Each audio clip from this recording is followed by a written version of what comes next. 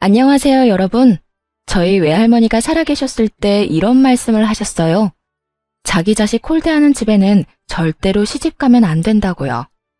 자식이란 그저 존재하는 것만으로도 사랑스러운 존재인데 그런 자식을 홀대하는 건 분명히 그 집 부모에게 문제가 있는 거라고요. 그런 곳에 시집가서 시집살이 힘들게 할까봐 무척 걱정을 많이 하셨어요. 저는 어릴 때 외할머니 밑에서 자라서 영향을 많이 받았거든요. 그리고 한 가지 더, 가족끼리 결속이 너무 강한 집안은 피하라고 말이죠. 그 안에 네가 가족으로 인정받기까지 시간도 많이 걸릴 것이고 결국 제가 소외감을 느낄 거라고 하셨죠. 그런데 외할머니께서도 모르는 게 있었나 봐요. 결혼을 해보고 겉과 속이 전혀 다른 가족도 있더라고요. 그런 곳을 정말 조심해야 하는 거죠. 그런 면에서 저희 시댁은 처음에는 정말 잘해주셨어요. 어머, 어서 와요. 우리 아들한테 여자친구가 있다는 말을 듣고는 얼마나 깜짝 놀랐는지 몰라요. 맞아요, 언니. 오빠한테 여자친구가 있다니 상상도 못했어요. 저희끼리 결혼 이야기를 끝내고 시댁에 갔을 때 시모와 신우는 저에게 환대하는 모습을 보여줬어요. 남편 나이가 당시에 38이었고 저도 동갑이었으니 저희 집에서는 빨리 시집가라는 느낌이었고 남편 집안도 그럴 거라고 생각하고 있었죠. 그렇게 설렘과 긴장을 안고 들어간 시댁에서 저는 의외의 상황과 맞닥뜨렸어요. 근데 얼마나 사귀었어요? 오래 사귀었어요?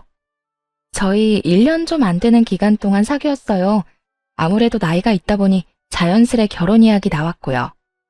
어머, 1년도 안 됐는데 결혼 이야기 하는 거야? 요즘 애들 그렇게 빠르게 결혼 선택했다가 이혼도 많이 하잖아.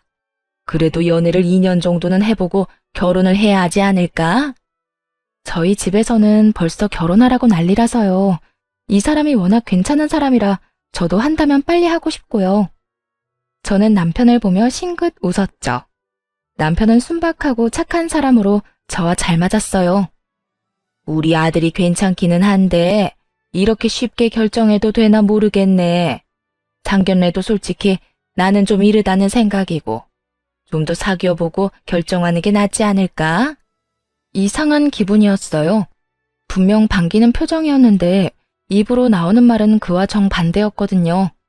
계속 상견례를 미루면서 결혼을 더 신중하게 생각하라는 그런 이상한 말만 하더라고요. 보통은 나이 40이 다 되어가는 노충과 가들은 빨리 결혼시키라고 하지 않나요? 그런데 오히려 더 늦추고 있더군요. 저는 그런 그들의 행동에 지지 않고 말했어요. 더 사귀어봐도 똑같은 거면 그냥 같이 사는 게 맞죠. 혹시 집안에 어떤 사정이라도 있나요? 조심스럽게 물어봤어요. 그런데 그 이야기를 하고 나니 표정이 싹 변하더군요. 그것도 남편이 보지 않는 곳에서만요. 그날은 밥이 입으로 들어가는지 코로 들어가는지 모른 채 그렇게 나와야 했어요. 그리고 그 뒤부터 저를 향한 무척 교묘하고 은근한 괴롭힘이 시작됐어요. 저를 싫어하는 건가 생각했는데 저를 초대해 식사를 하자고 하더군요. 그러면서 이렇게 말하더라고요. 어서 와요. 차린 건 많이 없으니까 많이 먹어요. 정말 복스럽게 잘 먹어서 보기 좋아. 아, 근데 우리 예비 며느리는 좀 덜 먹어도 되지 않을까? 아무래도 좀 그렇잖아. 제 통통한 몸을 아래 위로 쳐다보며 은근히 제 외모를 깎아내리더군요. 안 그래도 제가 살집이 좀 있는 편인데 그런 소리를 들으니 순간 속이 확 뒤집히더군요. 뚱뚱한 사람에게 진짜로 뚱뚱하다는 말을 하면 화가 날 수밖에 없잖아요. 그래도 참았어요. 설마 날 비꼬는 건 아닐 거라 생각했죠. 절 비꼬아봤자 뭐 하겠어요? 그리고 드레스 입어야 하는 것 때문에 그런 말 했을 수도 있지. 정말 10번, 100번도 넘게 저를 합리화시켰죠. 그리고 남편도 저를 위로해줬어요. 그런 말을 시모에게 들을 때마다 남편은 저한테 그랬거든요. 괜찮아. 난 토실토실한 자기를 좋아하는데 그래서 결혼하자고 하는 거잖아. 그러니까 그런 걸로 우울해하지 마. 내 눈에만 예뻐 보이면 되니까. 정말 지금 생각해도 참 사랑꾼인 저희 남편이죠. 그런 남편 아니었으면 진짜 다 때려치우고 싶을 만큼 재수없는 게 시모였죠. 그리고 그런 재수없는 사람이 시모 하나만은 아니었어요. 하루는 제가 화장실에 갔는데 신우와 남편이 대화를 나누는 것 같더라고요. 집에 있는 화장실인데 방음이 잘 안 되는 건지 둘이 화장실과 가까운 곳에 있어서 그런 건지 소리가 들리더라고요. 그런데 신우가 어이없는 소리를 남편에게 하더라고요. 오빠는 저 사람 어디가 좋아서 만나? 예쁘지도 않고 그렇다고 직업이 좋은 것도 아니고. 그리고 우리 엄마한테도 가끔씩 정색하는 거 봤거든? 게다가 나까지 무시하는 시선 보낸다니까. 그것도 오빠 없을 때만. 화장실 안에서 그 이야기 듣는데 누구 이야기인가 싶었어요. 그런 적 없고 그런 짓만 당했는데 제가 대체 누구에게 그런 짓을 했다는 거죠? 어쨌든 나는 그 여자랑 오빠 결혼하는 거 싫어. 오빠가 결혼 다시 생각해보면 안 돼? 더 이상 듣고 있기 싫어서 일부러 화장실 문을 요란하게 열고 밖으로 나왔어요. 그랬더니 신우가 셀쭉한 얼굴로 저를 노려보더군요. 정말 갈수록 이해 불가였어요. 제가 대체 뭘 했길래 이 사람들한테 이런 취급을 받는지 도무지 짐작 가는 일이 아무것도 없었거든요. 그래도 다행인 것은 남편은 그런 방해에도 절대로 낚이지 않았다는 거죠. 결국 자기 마음대로 되지 않는 남편을 시모와 신우는 번갈아가며 괴롭혔어요. 은근한 전략이 안 먹히는 것 같으니 그 후에는 아주 직접적으로 남편에게 요구하더라고요. 나는 저 애를 며느리로 삼기 싫어. 덩치도 크고 얼마나 게을러 보이니? 그렇지 않아도 너희 아버지 암 때문에 병원에 계시고 할머니도 요양원에 계시는데 저런 애가 들어와서 도움이 될 리가 없잖아. 그래, 오빠는 사람 보는 눈이 너무 없어. 더 괜찮은 사람이 있을 건데 왜 저런 여자를 데려와? 나는 이 결혼 절대 반대야. 그리고 오빠도 알잖아. 부모가 반대하는 결혼했다가 어떻게 되는지. 우리랑 인연 끊고 싶으면 그 여자랑 결혼하던가. 정말 상상을 초월하는 말로 남편을 괴롭혔더군요. 저는 덩치가 있긴 하지만 그렇다고 게으른 성격은 아니었어요. 행동하는 것보다 많이 먹어서 그렇지 체력은 다른 사람들보다 훨씬 좋은 편이었고요. 그리고 저는 저를 사랑해주는 사람을 그대로 놓아버릴 정도로 포기가 빠른 편은 아니었어요. 오히려 물고 늘어지는 편이었죠. 그리고 다들 알다시피 자고로 연애라는 건 주변에서 말릴수록 더 불타오르는 거라고 하지 않던가요? 친구처럼 잔잔하고 평화롭던 저와 남편의 사랑은 방해꾼의 등장으로 뜨겁게 불타올랐거든요. 저는 어떤 방법을 써서라도 남편과 결혼을 하기로 결심했어요. 정당한 이유도 없이 까이는 건 제 성격에 맞지 않았거든요. 그리고 당한 대로 갚아주는 게 제 성격이라 저도 시모와 신우 몰래 준비를 좀 했어요. 남편이 결혼을 일찍 하려는 이유는 시부에게 결혼한 자신을 보여주려는 것도 있었거든요. 그렇지만 그 시부가 지병으로 병원에 입원해서 치료를 받는 중이라 밖으로 나오지 못했던 상황이었죠. 제가 남편에게 부탁했어요. 아버님 많이 안 좋으신 거야? 나와서 밥 한 끼 정도 못 하셔? 외출은 가능하셔. 다만 집에서 모시기 어려운 상태라 요양병원에 모시고 있는 거거든. 아예 밖으로 나오지 못할 정도는 아니라는 말에 저는 일이 쉽게 풀릴 거라 생각하고 웃어 보였어요. 그리고 주말 시부의 컨디션이 좋을 때 시간을 정해 시부의 외출을 감행했어요. 물론 시부에게는 당일 가서 말씀드렸어요. 미리 말하면 시모와 신우가 또 깽판 칠 것 같았거든요. 그리고 제가 입을 옷은 남편이, 남편의 신발과 넥타이는 제가 준비했어요. 그렇게 저희 부모님과 시부를 대면시켰죠. 아유, 이렇게 귀한 딸을 시집 보내려면 마음이 아프시겠습니다. 아니요, 저희 애가 많이 모자랍니다. 일하느라 집안일도 잘 못 거들어서 처음에는 많이 부족할지 몰라요. 그래도 애정으로 봐주세요. 못하는 걸 못한 채로 두는 아이는 아닌지라 조금씩 잘해 나갈 거예요. 예, 제가 몸이 이 모양이라 아들놈 장가가는 게 소원이었는데 며느리가 그걸 이뤄주는 것 같아 고맙네요. 그리고 입원한 동안 아들 통해서 며느리가 이것저것 제 편의를 많이 봐줬다고 들었습니다. 이렇게 야무지니 우리 아들은 복 받은 거지요. 시부가 입원한 동안 남편을 통해서 시부에게 이것저것 챙겨줬거든요.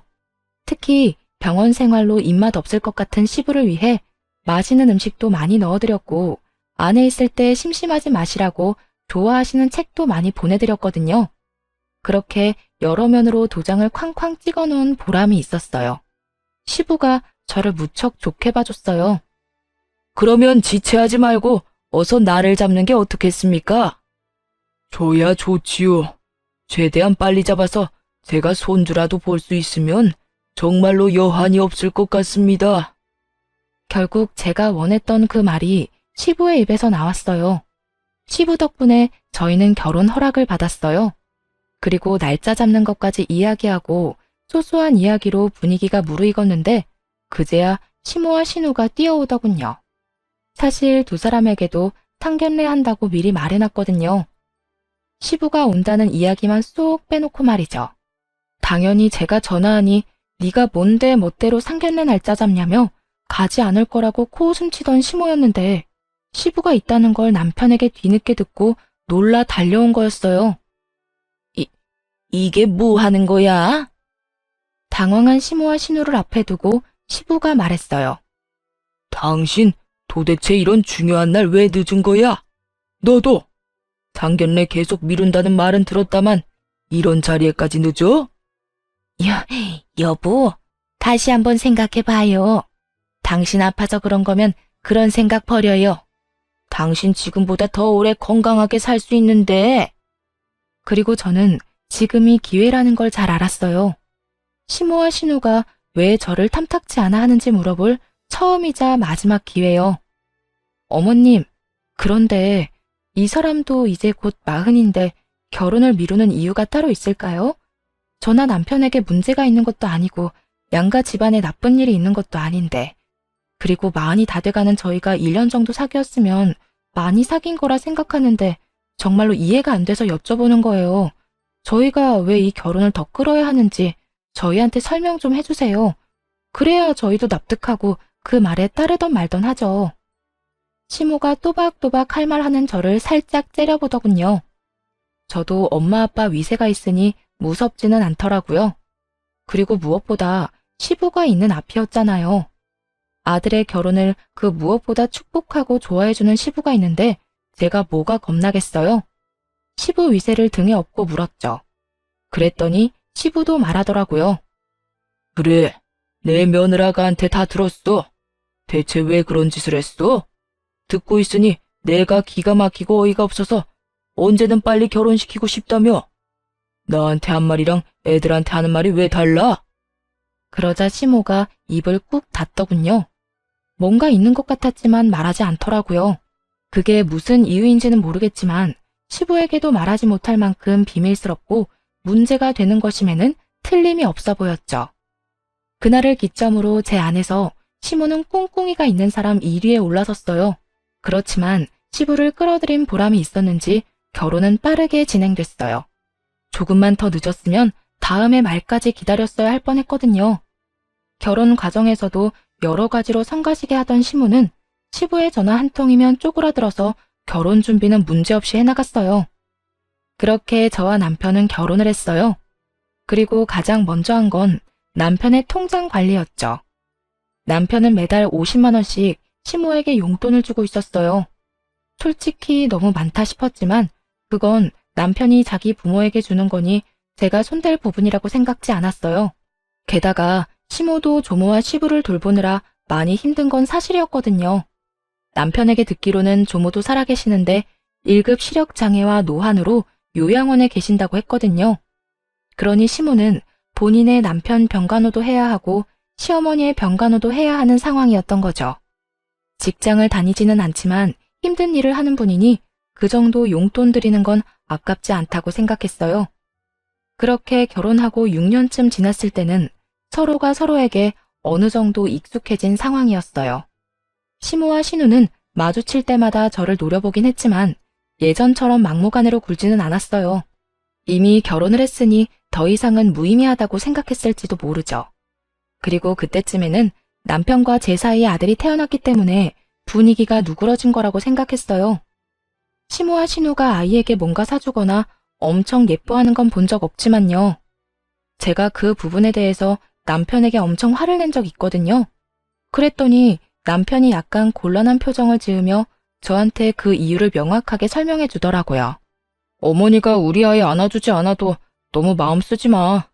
사실은 어머니가 새어머니거든. 그래도 여태껏 나 키워주셨어. 그러니까 그 부분은 깊게 생각하지 마. 어머니도 핏줄에게 더 마음이 가는 거겠지. 나 키워준 것만으로도 고맙게 생각하고 있어. 그 이상 바라면 욕심이지. 남편의 이야기를 듣고서야 이 사람들이 왜 남편 결혼에 그다지 흥미가 없었는지 조금은 이해할 수 있게 됐죠. 자기 자식이 아니니까 결혼을 늦게 가든 노총각으로 늙어 죽든 상관 안 한 모양이다 싶었어요. 솔직히 애가 생긴 후 제가 애와 떨어질 수 없다 보니 시댁과 만남을 계속 피할 수 있었거든요. 그러다 얼마 전 시모가 외출하려다 계단에서 구르는 바람에 다리뼈가 골절되는 사건이 벌어졌어요. 골절된 뼈가 붙을 때까지 병원에 입원했는데 나올 때 저희가 시댁으로 모셨어요. 그런데 가는 차 안에서 시모가 툭 한마디를 내뱉었어요. 우리 집 말고 너희 집으로 가자. 네? 저희 집이요? 그래. 시어머니가 다쳤는데 너희는 그냥 집에만 내려다 주고 갈 생각이었니? 지금 당장 거동도 제대로 못하는데 목발 짚으니 겨드랑이랑 어깨도 너무 아프고 온몸이 별로야. 그러니 너희가 내 수발 좀 들어야겠다. 저는 당황했어요. 이제 막 새돌이 된 아기가 있는 맞벌이 집이었어요. 남편은 야근이 잦았고 저는 퇴근과 함께 육아 시작인 사람이었거든요. 그런 상황에서 시모까지 떠맡으라는 건 너무한 일이었어요. 어머님, 저희 맞벌이에요. 게다가 애까지 키우고 있어서 어머님 수발 드는 게 쉽지는 않을 것 같아요. 아니면 아가씨 댁에 가 계시는 건 어때요? 아가씨는 혼자 사는 데다가 일도 재택근무인 걸로 아는데. 언니, 생각이 있는 사람이에요? 결혼도 안 한 제가 어머니랑 같이 살면 어떤 인간이 나랑 연애하고 싶겠어요. 나 평생 노처녀로 늙어 죽게 만들려고 작정했어요. 그리고 이런 일에 맨입으로 해달라는 것 자체가 좀 경우 없는 일 아닌가요? 어머님이 평생 아프실 건 아니잖아요. 다리만 나으면 집으로 돌아가실 텐데 무슨 그런 소리를 하세요? 그리고 저희도 그냥 모셔달라는 건 아니에요. 어머님께 드리는 용돈에 더 못해서 한 달에 100만 원 어머님 편으로 붙여드릴게요. 그걸로 어머님 모셔주면 될 것 같은데. 꼴랑 100만 원으로 누구한테 그딴 일을 시켜요? 그리고 그 100만 원 중에 절반은 엄마 용돈이잖아요. 사람을 그따위 싼값에 부려먹어도 되는 일이에요? 200만 원 맞춰주면 생각해 볼게요. 상상을 초월한 금액에 슬금슬금 열이 나더군요. 아가씨, 보자하니 너무하시네요. 어머님 자식이 남편뿐이에요? 아가씨도 어머님 모실 자격 충분한데 그럼 저희한테 돈 주세요. 그 돈 받고 제가 일 그만두고 어머니 모실 테니까. 그만해라. 아들이 어머니 모시는 게 당연한 일이지. 너가 모시기 싫어서 내 딸한테 그런 소리 하는 거야? 먼저 돈 이야기 꺼낸 건 아가씨예요. 어쨌든 저희는 상황상 어머님 못 모시니까 아가씨랑 저희랑 모은 돈으로 요양병원이나 재활병원에 들어가서 치료라도 받으세요. 아들아, 네 와이프 하는 거 보고 할 말 없니? 내가 그래서 처음부터 마음에 안 든다고 누누이 말하지 않았어. 이거 봐라. 아픈 엄마 모시고 싶지도 않다며 네 누이 동생한테 미루는 것 좀 봐. 내가 이렇게 비참하게 살아야겠어? 어머니, 저도 어머니 마음은 이해가 가지만 저희 상황도 생각해 주세요. 저도 야근 많고 이 사람도 집에 와서 독박 육아해서 정말로 어머니 모실 시간 여유가 전혀 없어요. 병원이라도 들어가 계시면 자주 찾아뵙고 원하는 거 넣어드릴게요. 그리고 괜찮아지면 집으로 오시면 되고요. 뭔가 남편이 한마디 해주길 바란 모양이더라고요. 그런데 남편이 그렇게 나오니 시모가 기가 찬 듯 남편을 쳐다봤어요. 너 결혼했다고 사람이 바뀌었네.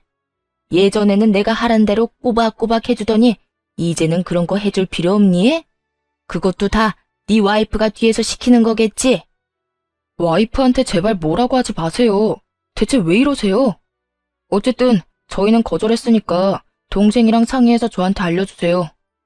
그렇게 남편은 시모와 신우를 시댁에 내려주고 집으로 돌아왔어요. 그리고 그렇게 끝난 줄 알았는데 저희 마음속에서만 끝난 일이더군요. 예, 너 정말로 나 수발 안 들 거니? 이래서 키워준 은혜도 모른다는 말이 나오는 거야. 내가 너한테 얼마나 신경을 썼는데. 지금 와서 나한테 이딴 취급을 받게 해? 오빠, 진짜 너무해. 어떻게 나한테 엄마를 맡으라고 할 수 있어? 오빠가 인간이야? 두 사람이 교대로 남편을 끊임없이 괴롭혔어요. 아주 거머리가 따로 없을 정도였죠. 시모는 전화통화로, 신우는 찾아와서 남편을 괴롭혀댔어요. 그렇잖아도 살이 안 찌는 사람이 피로로 늙어가기까지 하니 저도 이제는 못 참겠더군요. 시모와 신우에게 한마디씩 하려다가 남편 말이 생각나서 그것도 못할 짓이더라고요. 자기 키워준 어머니라며 이해해달라는 그날의 남편 목소리가 제 머릿속을 떠나지 않았거든요. 결국 저는 시모를 저희 집으로 데려오도록 했어요. 다만 딱 2달만 봐주기로 약속을 했고요. 신우에게 돈도 받아내고 싶었는데 신우가 제대로 된 일도 안 하고 다니니 어쩔 수 없이 아무것도 받지 않고 시모를 봐주기로 했어요. 그런데 온 첫날부터 저에게는 지옥과 다름없었어요. 아침에 출근할 때 점심 식사도 다 해놔야 되는 거 아니니? 반찬이 빈약해서 뼈가 낫겠어? 네 자식이 아팠어도 이리 성의 없이 했을까? 저녁밥이 느끼해서 그런지 상큼한 과일이 먹고 싶구나. 냉장고에 들어있던 건 신선하지 않으니까 나가서 좀 사와. 복숭아나 메론 같은 걸로. 시모는 정말 진상 중에서도 상진상이었어요. 집에 없는 와중에도 전화를 해서 저에게 끊임없이 무언가를 요구했고 집에 와서는 남편이 돌아올 때까지 애를 볼 시간도 없이 휘둘렸어요. 정말 온갖 트집을 다 잡더군요. 그렇게 2주의 시간이 흘렀어요. 그런데 그 2주 동안 시모는 한 번도 시부나 조모에 대한 이야기를 묻지 않더군요. 시모가 시부의 병간호를 책임지고 있었다는 건 알고 있었거든요. 그런데 시모도 시부도 서로에게 연락을 하지 않는 걸 보고 의아한 기분이 들더군요. 따로 남편에게 말해서 함께 시부의 병원으로 향하기로 했어요. 조모가 있는 요양원은 그리 멀지 않았기에 거기부터 들리기로 했어요. 저희는 한 달에 한 번씩 꼬박꼬박 조모 병원을 찾았거든요. 그런데 이번에는 시모 문제에 여러 가지 문제가 겹쳐서 지난달에는 방문을 못한 상태였어요. 그런데 간호사가 저희한테 이상한 말로 인사를 전하더군요. 어머, 얼굴 잊어버리겠어요. 사실은 어르신도 보호자분들 오시길 엄청 기다렸거든요. 그래요? 저희 주 보호자는 저희 어머니인데 언제 오고 안 오셨는지 알 수 있나요? 잠깐 차트 볼게요. 그러면서 컴퓨터를 훑는 간호사의 시간이 점점 길어졌어요. 드디어 찾았는지 밝은 얼굴로 제게 말해줬어요. 6개월 전에 한 번 오신 거로 되어 있네요. 어머님이 오셨다고 차트에 적혀 있어요. 저희도 한 달에 한 번씩은 오는데 시모가 6개월 동안 안 온 걸 보니 뭔가 이상하다 싶었어요. 그러고 보니 저희가 수발 들고 있는 와중에도 조모와 시부를 신경 쓰는 걸 한 번도 못 봤거든요. 이상한 일 투성이었지만 면회 중에 그 생각만 할 수도 없으니 얼른 시조모를 찾아뵙고 인사를 드렸어요.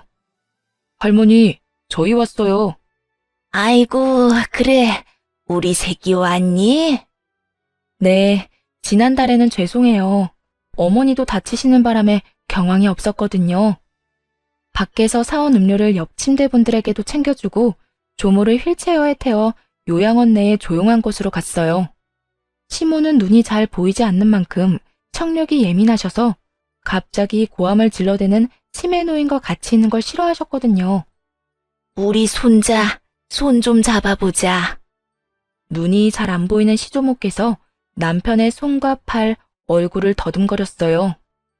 너 혹시 살 빠졌니? 건강 챙겨야 한다. 너는 어릴 때부터 몸이 허약해서. 그러더니 손자 손을 꼭 잡고는 머뭇머뭇 한마디를 꺼내셨어요. 너 혹시 너희 엄마 때문에 힘든 건 아니지? 남편이 아무 대답하지 않자 조모가 남편 손을 더 꼭 잡았어요. 내가 더 건강하게 오래 살았어야 했어. 이런 곳에 들어오지 말고.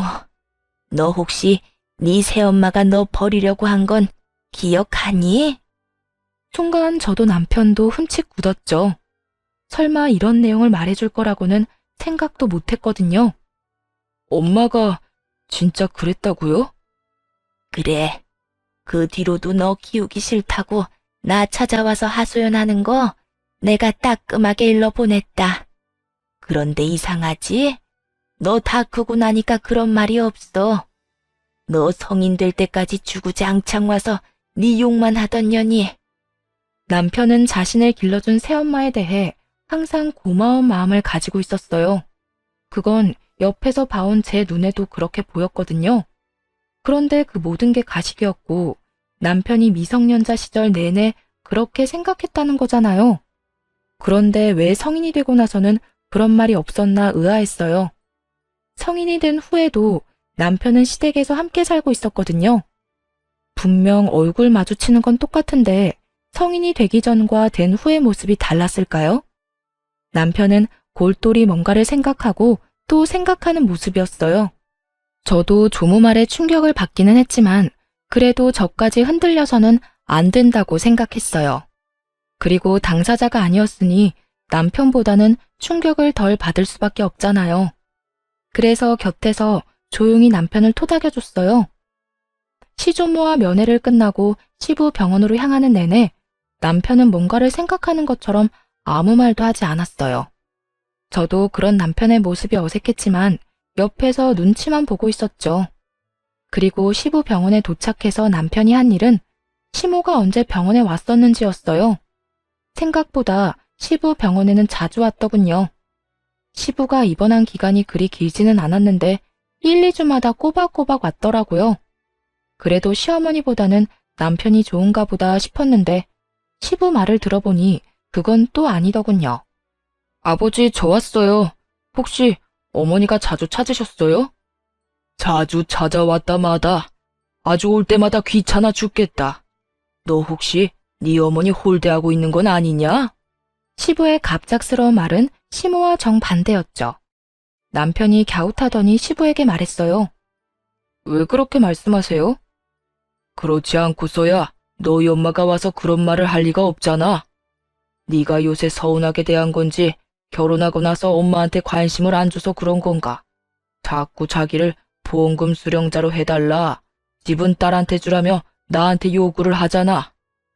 요새 네 동생이 너희 엄마 모시고 있다던데 어머니 잘 들여다보고 신경도 쓰고 그래라.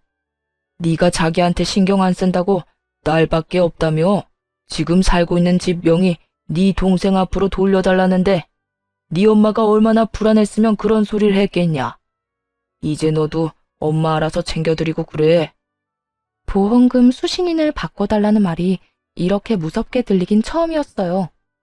어머니가 그런 말을 하셨어요? 그럼 동생은 별말 없었어요?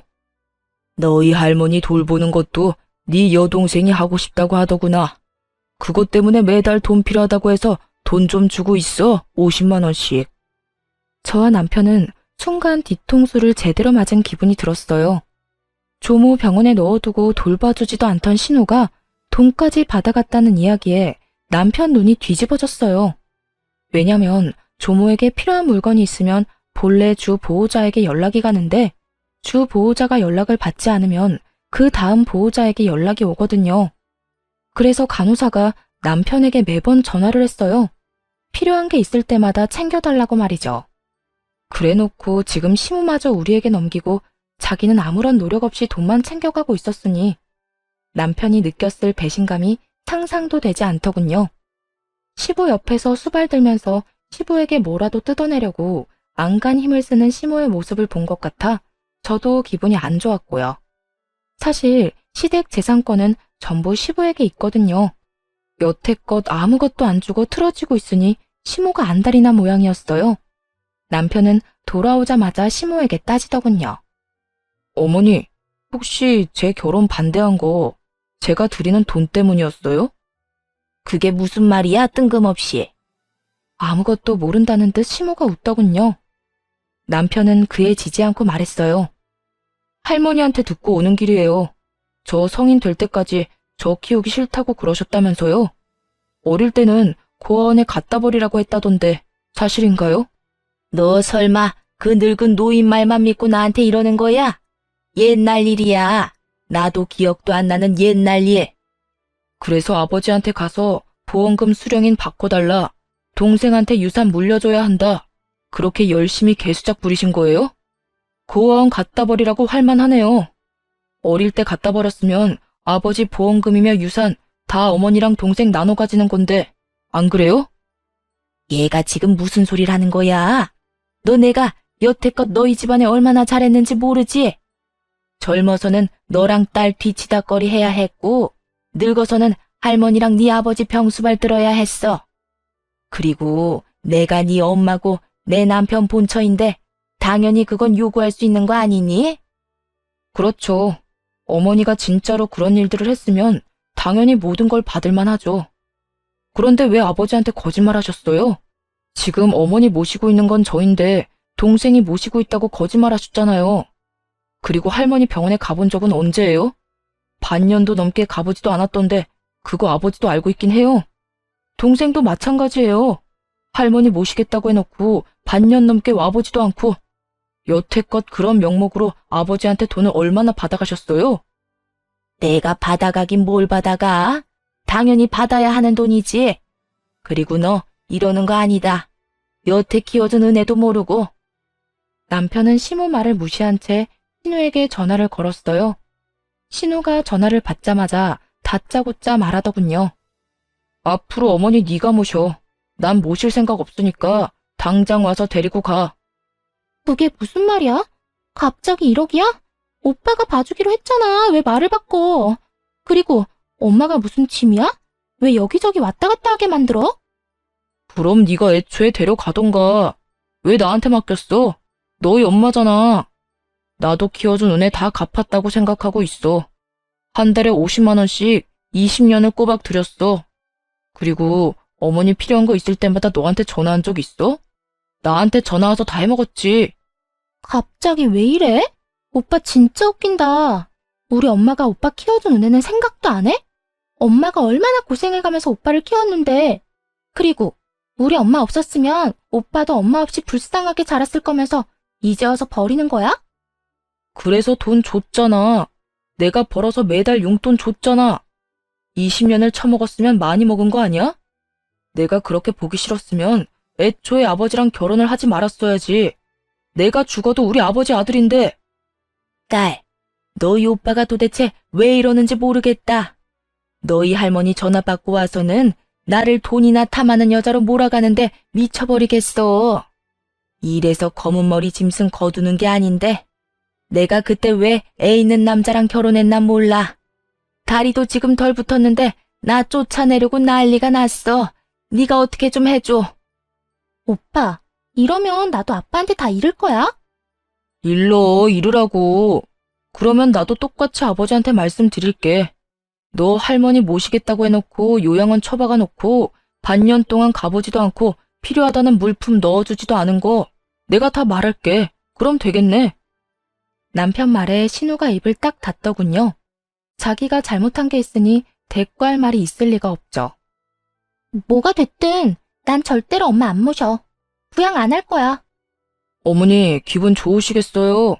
하나뿐인 딸이 절대로 어머니 수발은 안 든다네요? 근데 어쩌죠? 이제 저도 당신 자식 아닌데. 친자가 아니니까 부양 의무는 없는 거 맞죠? 친자식한테 부양하라고 하세요. 남편은 그 길로 시모를 강제로 끌어내 차에 태웠어요. 그리고 신우 집 앞에 시모와 시모가 가지고 온 짐을 덜렁 내려놨죠. 시모가 고래고래 고함을 지르더군요. 네가 이러고도 무사할 줄 알아? 부모를 노상에 두고 가는 놈이 어딨어? 두고 봐라. 내가 너 용서 안 할 거야. 누가 부모예요? 자식 버리려던 계모 주제에 부모? 웃기고 있네. 남편은 시모와 신우의 연락을 싹 다 무시하고 시부 병원으로 향했어요. 그리고 병원에 입원한 시부에게 다 이야기했어요. 시부가 그간의 이야기를 듣고는 충격을 받아 시모를 불러냈어요. 시모는 억울한 표정 한껏 지으며 신우와 들어오더군요. 여보, 내가 어떤 꼴을 당했는지 알아요? 당신 없다고 저 녀석이 나를 얼마나 홀대하던지. 뼈가 다 붙지도 않았는데 저를 강제로 쫓아내더라니까요. 당신 딸 집에 있는 거 아니었어? 나한테는 딸이 수발 다 든다고 했잖아. 그제야 자기가 말실수를 했다는 걸 깨달았는지 입술을 꽉 닫더군요. 그래놓고 나한테는 아들 녀석이 잘못한 것처럼 말을 했어? 도대체 이유가 뭐야? 그리고 당신, 어머니 요양원에 모셔놓고 어떻게 반년 동안 병문안을 안 가볼 수가 있어? 며느리잖아. 그러라고 돈도 줬잖아. 나한테 오는 길에 어머니 뵙고 왔다면서 뻔뻔하게 거짓말을 해? 그래놓고 뭐? 보험금 수령인을 당신 앞으로 해달라고? 당신 같은 거짓말쟁이한테? 여보, 제가 하는 이야기 믿지 마요. 그거 다 우리 이간질 시키려고. 이간질은 무슨, 내가 병원에 전화해서 직접 알아봤는데. 이게 대체 뭐 하는 짓이야? 당신이 그러고도 사람이야? 나 병원에 입원하면서 딱 한 가지 부탁했어. 어머니 잘 좀 모셔달라고. 그런데 보라는 어머니는 안 보고 나한테 찾아와서 돈 뜯을 생각만 해? 아버지, 어머니한테만 뭐라고 하지 마요. 엄마가 얼마나 힘들었는데요. 아버지가 그러면 안 되죠. 그래, 안 되겠지. 네 엄마처럼 너도 나한테 거짓말하고 할머니 내버려 뒀잖아. 도대체가 내가 입원한 동안 무슨 일이 생긴 거야?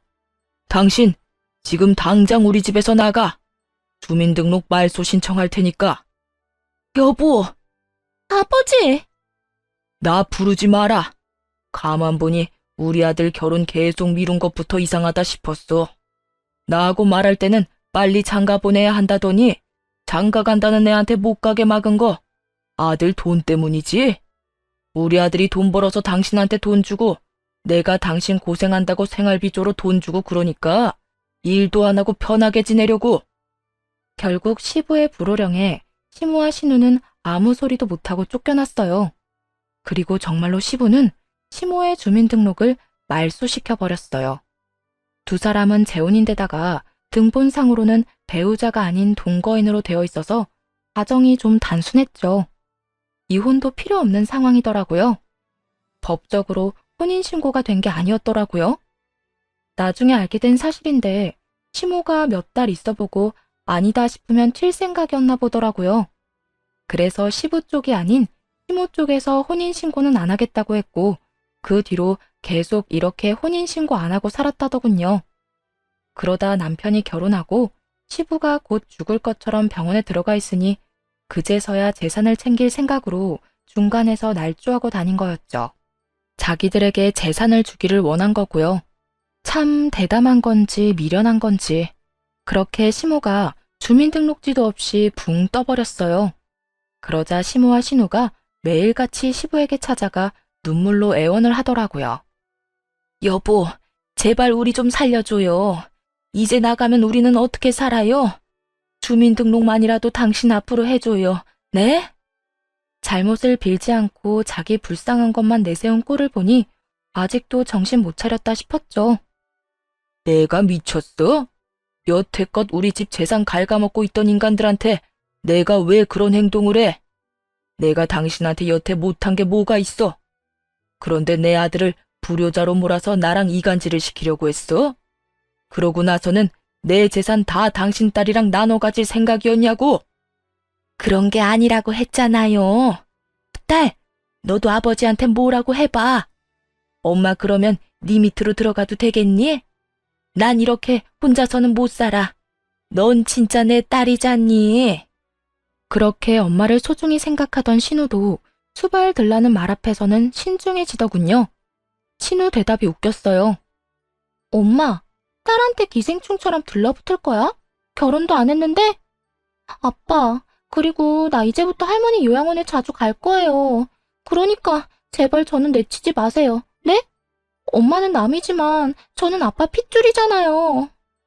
자기 살 길 찾을 거라고 제 어미를 발판으로 삼는 것도 참 혼자 보기 아까운 장면이긴 했죠. 결국 그 둘의 눈물 나는 총극을 감상한 시부는 완전 열이 끝까지 받아버려 두 사람 눈앞에서 모든 것을 끝장내버렸어요. 돈이 그렇게 중요하냐? 너희가 그 돈 없어도 나한테 들러붙나 보자. 내가 가진 재산 전부 우리 아들한테 증여할 거야. 내 집도 내 재산도 싹 다 아들한테 증여하고 나와 내 어머니 죽을 때까지 모시라고 할 거다.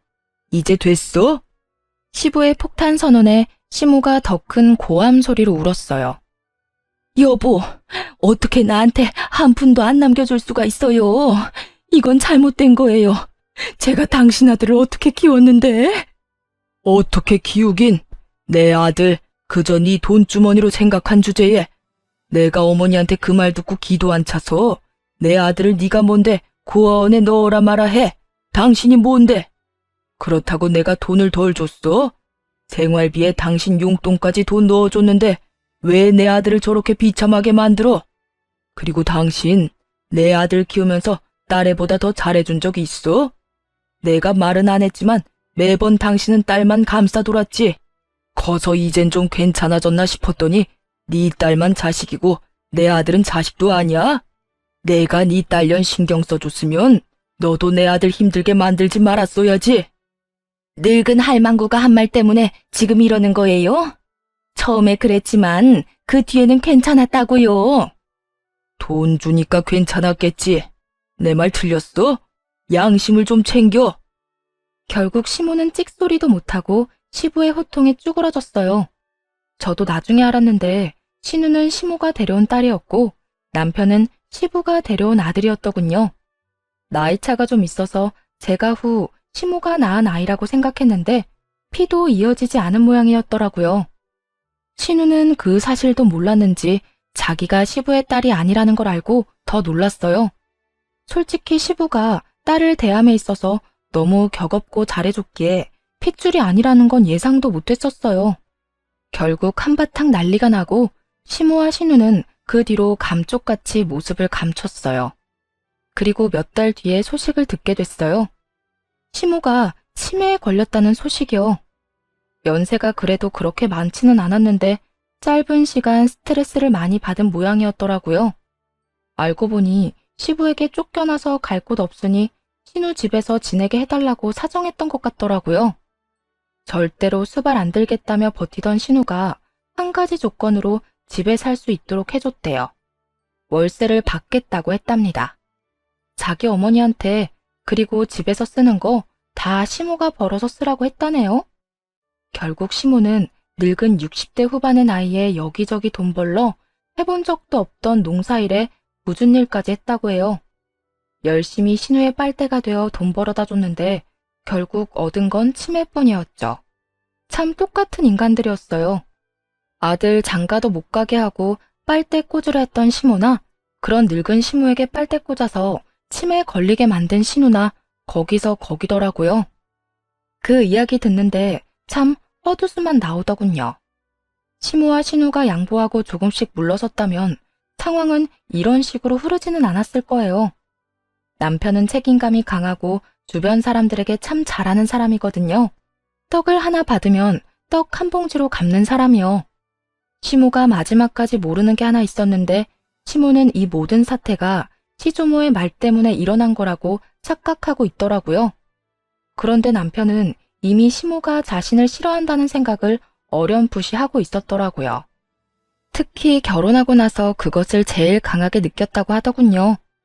우리 아이가 태어나고 눈길 한번 안 주고 안아주지도 않았으니까요.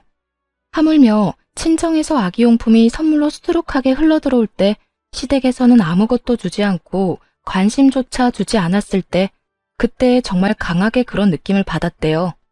그래서 그 뒤에 알게 된 그 이야기에 더 화가 났던 거고요.